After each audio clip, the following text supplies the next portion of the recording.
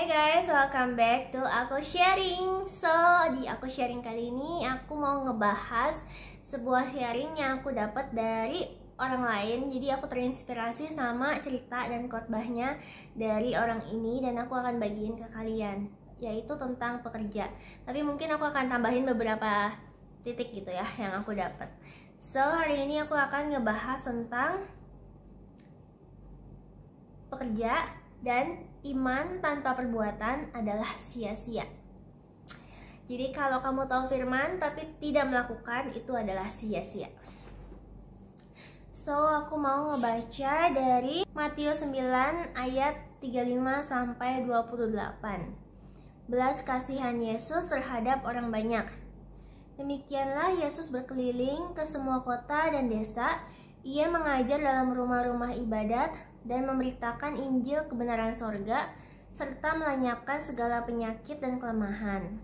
Melihat orang banyak itu, tergeraklah hati Yesus oleh belas kasihan kepada mereka, karena mereka lelah dan terlantar seperti domba yang tidak bergembala.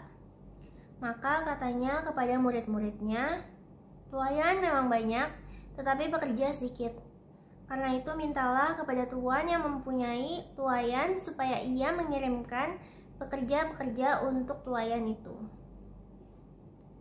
Jadi ini terjadi, realitanya memang banyak tuayan tuh, realitanya jadi kayak ini tuh realitanya tuayan banyak tapi pekerjanya nggak ada. Sebenarnya yang bisa jadi pekerja tuh ada tapi tidak berfungsi secara maksimal. Jadi ada 4 jenis pekerja nih. Dari sharing yang aku dapat, ada 4 jenis pekerja. Pekerja yang pertama adalah pekerja yang nggak mau bekerja. Jadi sebenarnya dia bisa bekerja, dia tahu firman Tuhan, dia datang ke gereja, dia dapat khotbah dari orang lain.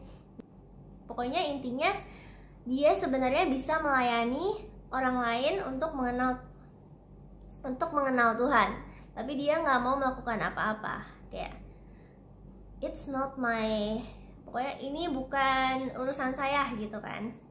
Pokoknya dia terima saja tapi dia tidak melakukan kontribusi untuk orang lain.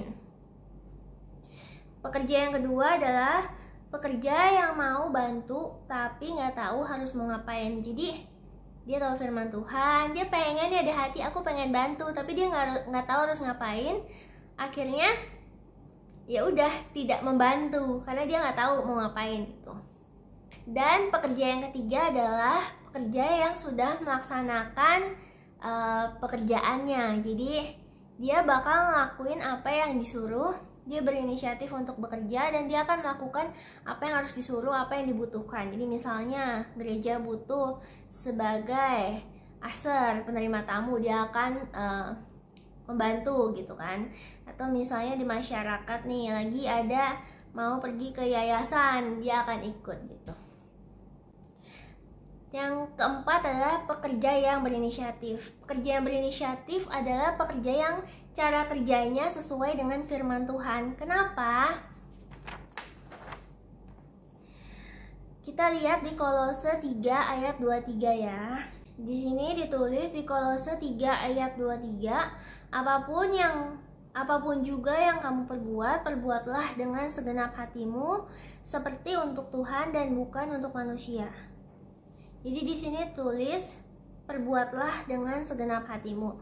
Dimana ketika kita bekerja dengan segenap hati, kita bakal mengharapkan hasil yang terbaik. Kita bakal memikirkan gimana kita mendapatkan hasil yang terbaik gitu. Resultnya bagus dan otomatis kita akan bekerja dengan sungguh-sungguh. Karena segenap hati, kalian pernah tahu lah ya gimana kalian ketika menginginkan sesuatu dengan sangat, dengan menghasilkan hasil yang terbaik, itu segenap hati. Seperti untuk Tuhan dan bukan untuk manusia. Ketika kita ngeliat di sini seperti untuk Tuhan dan bukan untuk manusia, berarti kita bekerja karena untuk Tuhan, kita bekerja dengan caranya Tuhan. Karena kalau misalnya kita punya bos nih ya, seperti untuk dia gitu, berarti kan cara kerjanya, sistemnya itu sesuai dengan si bos itu. Nah, bekerja untuk Tuhan berarti pakai caranya Tuhan gitu, bukan mau-maunya kita, bukan caranya manusia. Terus selanjutnya adalah si pekerja ini tuh kerjanya di mana sih? Mungkin orang bingung, di mana ya tapi aku harus bekerja nih. Nah, ini ada ayatnya juga. Di Kejadian 2 ayat 15, Tuhan Allah mengambil manusia itu dan menempatkannya di Taman Eden untuk mengusahakan dan memelihara taman itu. Jadi di sini kita bisa melihat Tuhan Allah mengambil manusia dan menempatkannya. Menempatkannya berarti ditaruh ya di Taman Eden. Berarti ketika seseorang ditaruh di sana sudah ada tujuannya, sudah ada fungsinya. Adam ditaruh di sana untuk menamai hewan-hewan itu, untuk mengusahakan dan memelihara taman itu. Adam ditaruh di sana. Nah, kita juga sama.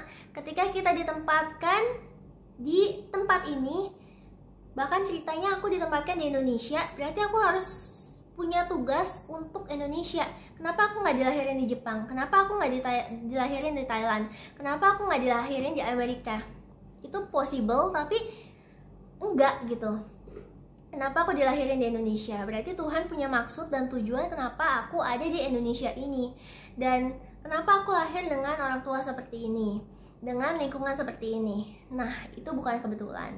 Kalian ditaruh di lingkungan kalian sekarang itu Tuhan punya maksud. Dan di sanalah kalian harus mulai untuk bekerja. Mulai dari keluarga kalian, mulai dari teman kalian, teman sekolah, teman les, teman traveling, terus dari tempat kerja kalian. Gimana kalian bisa dengan cara yang berbeda-beda, kalian bisa menunjukkan kasih Allah. Terus pertanyaannya, mungkin ada orang yang nanya, kenapa sih kita harus ikut jadi pekerja? Kenapa? Emang semua orang harus? Nah, Alkitab juga jawab. Roma 14 ayat 7-8. Sebab tidak ada seorang pun di antara kita yang hidup untuk dirinya sendiri, dan tidak ada seorang pun yang mati untuk dirinya sendiri. Sebab jika kita hidup untuk Tuhan, dan jika kita mati untuk Tuhan. Jadi baik hidup atau mati, kita adalah milik Tuhan. Jadi kenapa orang yang udah kaya raya, udah terkenal, banyak ya kasusnya udah kaya raya, terkenal, bunuh diri. Ya emang karena manusia ini gak melakukan apa yang menjadi ketika kamu diciptain jadi gelas, tapi kamu gak berfungsi sebagai gelas gitu. Nggak ada fungsinya. Jadi kayak manusia ini nggak berfungsi sesuai dengan dia diciptakan untuk dirinya sendiri dan nggak ada buat orang lain. Jadi hidup itu rasanya sia-sia. Jadi imagine kalau misalnya gelas ini nggak berfungsi sebagai fungsinya. Misalnya gelas kan sebuah wadah untuk minum, untuk taruh dessert gitu ya, tapi malah dipakai untuk ngerebus air terus-terusan gitu, sebagai panci jadinya. Akhirnya gelasnya hancur kan, karena emang nggak diciptakan seperti itu. Sama kayak kita manusia. Itulah kenapa kita harus menjadi sesuai dengan fungsi kita, pekerjaannya Tuhan.